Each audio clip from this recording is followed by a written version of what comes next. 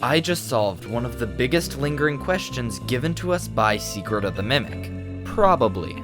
You see, there I was editing part 3 of my Secret of the Mimic series when suddenly, boom! The pieces just fell into place, solving a continuity issue left by the most recent FNAF game. My name is Minibyte Games, and I'll be your guide through Fall Fest 1983.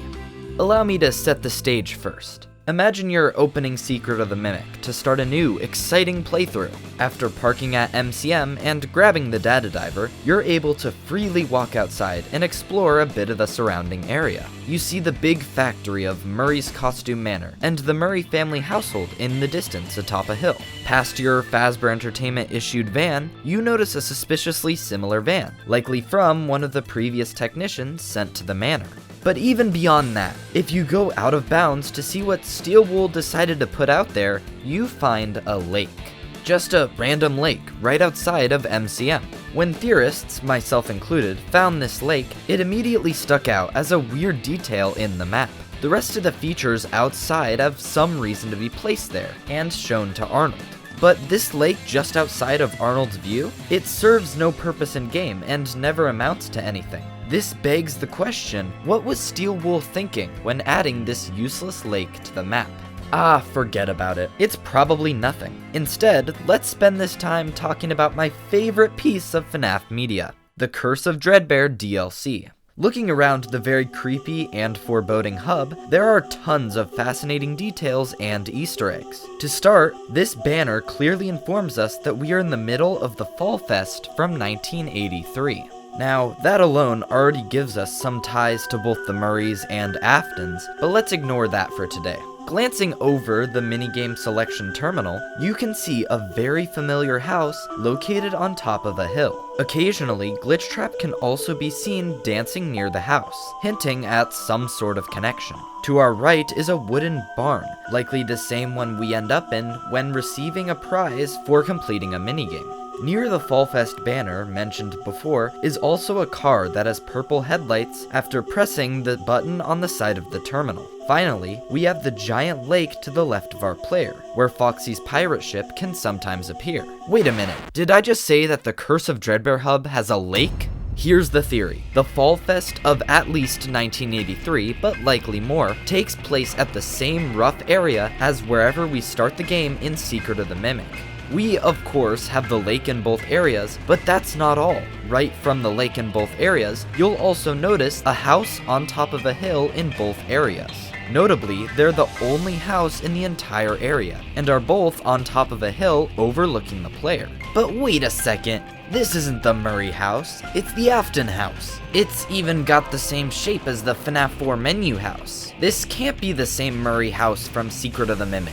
And this would be true, except for the fact that it is heavily insinuated that Afton took over Edwin's house. The very similar wallpaper, combined with Afton's message to Edwin specifying that he'd never touch the house, makes this seem like a slam dunk. Oh, and don't forget the similarities between David's room and the FNAF 4 bedroom. On top of this, if Midnight Motorist's yellow guy is William Afton, which seems to be heavily insinuated by 5 Laps, then his house would be in the middle of a forest surrounded by trees. Seem familiar? These two specific features on the same spots means that Fall Fest 83 took place right outside of Murray's Costume Manor. This explains why Glitchtrap, aka M2, would have a connection to this place. And this could even give us an idea of where the Secret of the Mimic DLC will take place. We could see M2 out and about at the Fall Fest of 1983, explaining its importance in the Curse of Dreadbear DLC.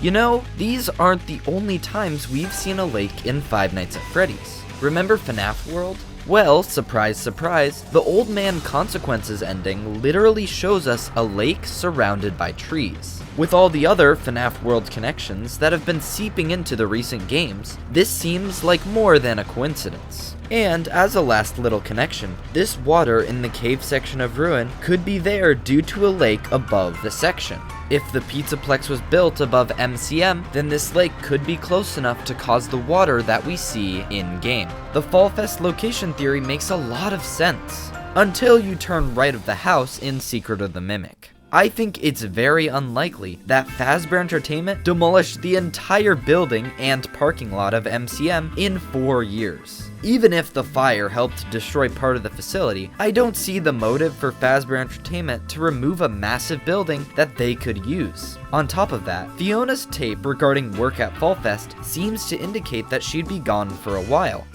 Ed, I hope this message reaches you as soon as you get a break. I have to go help the Fall Fest crew, just for a few days until the installation is finished.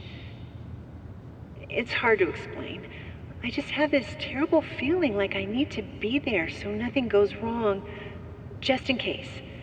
Trisha will babysit David while I'm gone. I love you both, and I'll be back next week. And therefore, the Fall Fest must be far enough from their house to where she cannot return home whenever she wants. This easily excludes right outside of MCM as a possible location for Fall Fest, as that is way too close for the way Fiona discussed it. So, is it over? Well, maybe.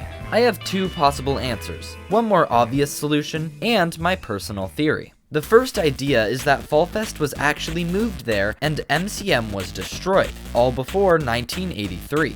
I admit this is the most simple answer and is therefore fairly likely. Personally, I'll be waiting for DLC news before I commit to this interpretation, especially since it seems like parts of MCM are still around below the Pizzaplex. The more interesting option that I have for you today is actually something that I'm surprised I haven't seen as an answer yet. You see, I loved the connection of the lake and house. It's too much of a strange connection to ignore, but the big building was too large of an issue to gloss over it. So I thought to myself, how do I toe the line between these 2 details? And then it hit me. The Curse of Dreadbear Hub doesn't actually exist. Let me explain. Glitchtrap clearly made the Pizza Party level for the base Help Wanted game, which is a mixture of random FNAF locations. Since Glitchtrap is clearly involved in Curse of Dreadbear through his appearance, the creation of Vanny, and Fall Fest, what if the hub is a mixture of places from its memories? M2's memory of the lake and house on the hill, one of the only places it saw, combined with Afton's memory of the burned down Fall Fest and the Afton house, instead of the Murrays. This explains the use of fire without requiring a second random Fall Fest fire. And it's good evidence for the peak theory of Glitchbolt.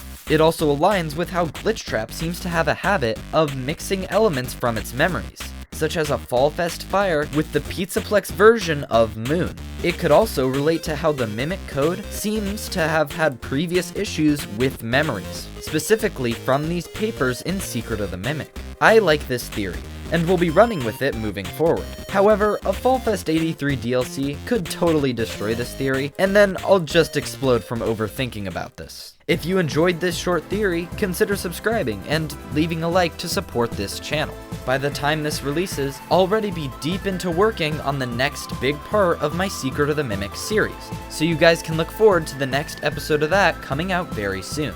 And with all that said, this is gonna be Minibite Games heading out. See you guys next time!